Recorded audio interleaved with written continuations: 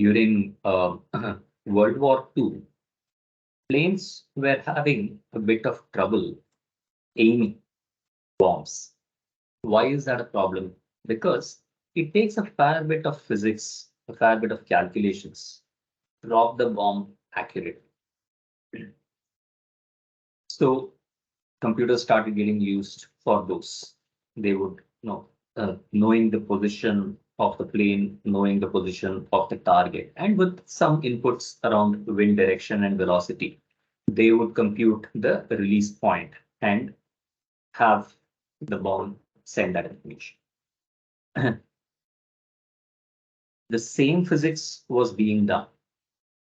A person who was sitting and doing it manually earlier would have been able to do this here as well. Only two things changed: speed and cost. I would actually add a third, which is capacity, meaning the number of people that could do that calculation was probably limited to few 100,000 people who were distributed all over doing all kinds of work. Now, there is no limit to the number of such people. We can do multiplication in our heads. We don't need calculators. Yet they are ubiquitous, even for relatively simpler calculations.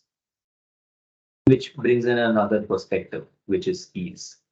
So I would say that, like most technologies, the reason any technology is effective is because it makes stuff cheaper, faster, easier, and at larger scale. There may be some things that it makes better, and I consciously didn't mention better in this list, but we don't need this technology to beat existing technology for it to be powerful. We'll talk about ways in which it is actually better. Now, let's dig into this a little bit and see how is it cheaper, faster, or at scale.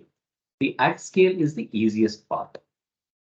Today, if I needed an image for my blog post, without DALI, I would have to go find somebody, a freelancer, and the number of such freelancers is limited. My access to such freelancers is limited. Therefore, I have the ability to hire, even if I didn't, even if I had no problem paying the money and waiting, I still may not have been able to do it because there weren't that many freelancers accessible to me. Some of the technologies that made that possible include sites like Fiverr and others, where I can post a job and get it done. But that isn't as accessible as a machine that will consistently always take up my job.